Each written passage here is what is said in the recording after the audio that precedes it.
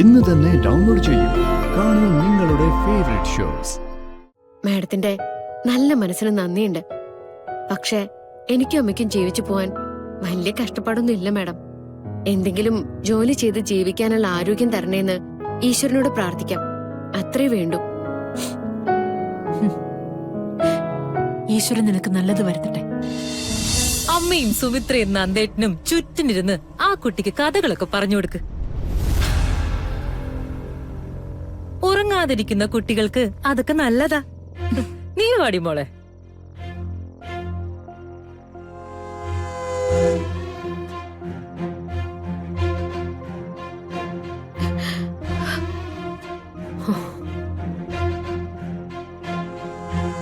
മോളെ അമ്മേ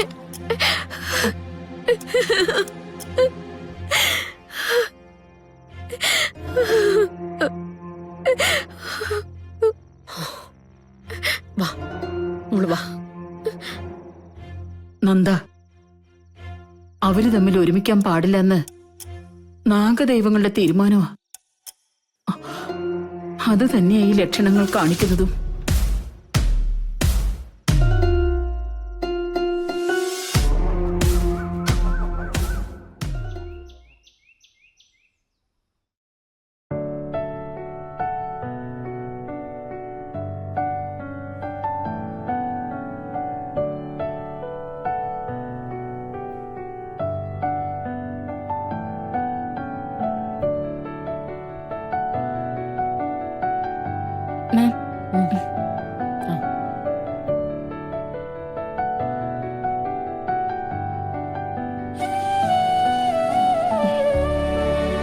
ഗാഥാ മാഡം വിളിച്ചിരുന്നു മാഡത്തിനെ?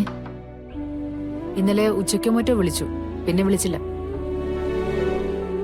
അല്ലെങ്കിൽ ഏത് കാര്യത്തിനും മാമിനെ കൂടെ കൂടെ വിളിക്കുന്നതാണല്ലോ ഗാഥാ മാഡം. എന്തു പറ്റിയാവോ? ഭയമൊക്കെ മാറിക്കാണും സിനി. അവർ രണ്ടുപേരും സന്തോഷത്തോടെ ജീവിച്ചു തുടങ്ങിക്കാണും. ഈ ഹണിമൂൺ കാലഘട്ടത്തില് ചെറിയ മറവികളൊക്കെ സാധാരണമാണ്. എല്ലാ അച്ഛനമ്മമാരും ഈ പരാതി പറയാറുണ്ട്. നീ ഞങ്ങളെ മറന്നുപോയോന്ന് ചോദിക്കാത്ത ഏതെങ്കിലും അച്ഛനമ്മമാരുണ്ടോ? ഗാഥാ മാഡം ഇങ്ങോട്ട് വിളിക്കാത്തതില് എനിക്ക് അത്ഭുതമൊന്നുമില്ല. പക്ഷേ മാം അങ്ങോട്ട് വിളിക്കുന്നില്ല എന്ന് പറയുന്നതില് എനിക്ക് അത്ഭുതമുണ്ട്.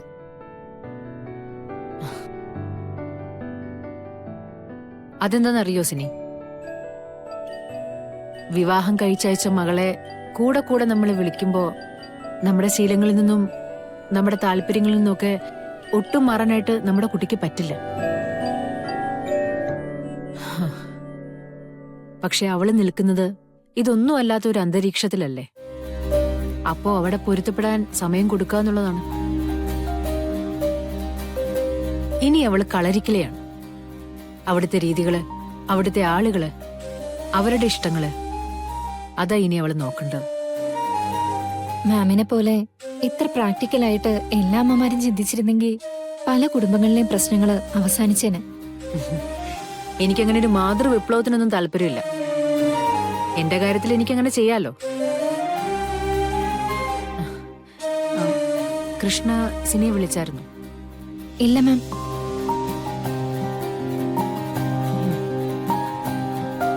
എന്നെയും വിളിച്ചില്ല. പാവം കുട്ടി. ഒരു പെൺകുട്ടിയെ സംബന്ധിച്ചിടത്തോളം ജീവിതത്തിലെ പ്രധാന ഘട്ടമാണ് വിവാഹം. കൃഷ്ണയും വിവാഹം കഴിച്ചു. അത് മറ്റൊരാൾക്ക് വേണ്ടിയാണെന്ന് മാത്രം.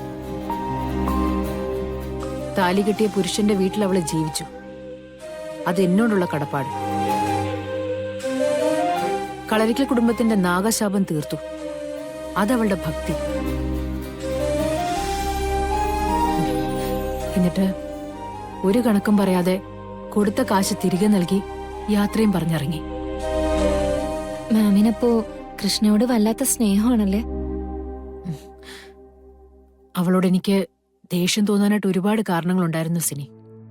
ഒന്ന് ശാന്തിയുടെ മകൾ, പിന്നെ ഗാഥമോള് പറയുന്ന പോലെ അവളുടെ അതേ രൂപം. പക്ഷെ അതൊക്കെ അവൾ മറികടന്നു. സത്യം പറഞ്ഞ സ്നേഹം കൊണ്ടും കടപ്പാടുകൊണ്ടും തോൽപ്പിച്ചു കളഞ്ഞു.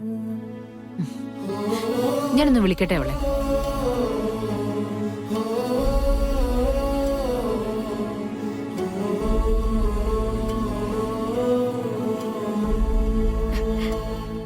മാഡം. സുഖാണോ മോളെ നിനക്ക്? അതെ. മനസ്സിലെ സങ്കടമൊക്കെ മാറിയോ? എന്തിനാ സങ്കടം? എല്ലാം നന്നായിട്ട് ചെയ്തു തീർത്തതിന് ഞാൻ സന്തോഷിക്കല്ലേ വേണ്ടത്. ഗാദിക്ക് സുഖാണോ? പിന്നെ അവിടുത്തെ ആളുകളുടെ രീതികളൊക്കെ കൂടെ കൂടെ പറഞ്ഞു കൊടുക്കണം മാഡം. വലിയ പണക്കാരൊക്കെ ആണെങ്കിലും അവർക്ക് ഒരു സാധാരണക്കാരുടെ മനസ്സാ. അതിന് നോവിക്കുന്ന രീതിയിലുള്ള ഒരു പ്രവൃത്തിയും ഗാഥയുടെ ഭാഗത്തുനിന്ന് ഉണ്ടാവരുതെന്ന് പ്രത്യേകം പറയണം. പറയാം. മോളെന്നാ ഇനി ഇങ്ങോട്ട് വരുന്നേ? ഞാനിനി വരുന്നില്ല മാഡം. എന്നെ ഏതെങ്കിലും രീതിയിൽ അവരാരെങ്കിലും കണ്ടാ പിന്നെ ഒരുപാട് ചോദ്യങ്ങളുണ്ടാവും. അത് ഗാഥയുടെ ജീവിതത്തിനെ ബാധിക്കും. എനിക്ക് ഒളിക്കാനുള്ള സ്ഥലങ്ങളൊക്കെ ഞാൻ തന്നെ കണ്ടുപിടിച്ചിട്ടുണ്ട്. അതുകൊണ്ട് കുഴപ്പമില്ല. എന്താവശ്യമുണ്ടെങ്കിലും മോളനെ വിളിക്കണം. നീ തിരിച്ചു തന്ന പണം അതുപോലെ ഇവിടെ എടുത്തു വെച്ചിട്ടുണ്ട്. എപ്പോ വേണമെന്നുണ്ടെങ്കിലും നിനക്കത് വന്ന് വാങ്ങാം. മാഡത്തിന്റെ നല്ല മനസ്സിന് നന്ദിയുണ്ട്. പക്ഷെ എനിക്കും അമ്മയ്ക്കും ജീവിച്ചു പോവാൻ വലിയ കഷ്ടപ്പാടൊന്നും ഇല്ല മാഡം. എന്തെങ്കിലും ജോലി ചെയ്ത് ജീവിക്കാനുള്ള ആരോഗ്യം തരണേന്ന് ഈശ്വരനോട് പ്രാർത്ഥിക്കാം. അത്രേ വേണ്ടൂ. ഈശ്വരൻ നിനക്ക് നല്ലത് വരുത്തട്ടെ. ഞാൻ വെക്കട്ടെ മോളെ? ശരി.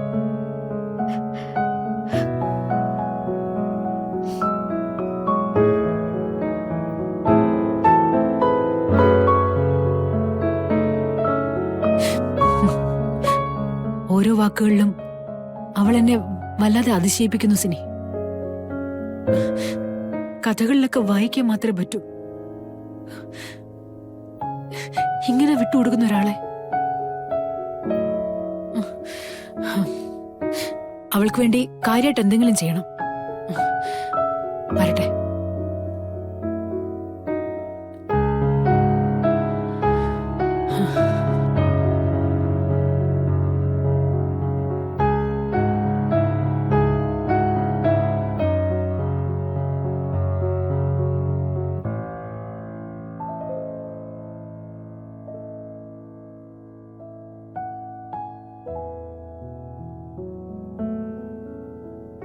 തുറന്നു നോക്ക്.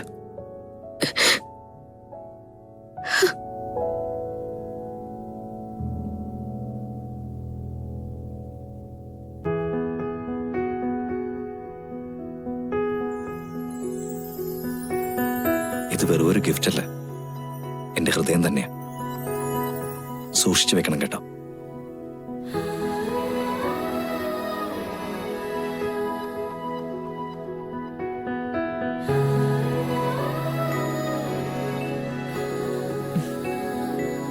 എന്താലോചിച്ചിരിക്കെ, ഇത് കുടിച്ച്.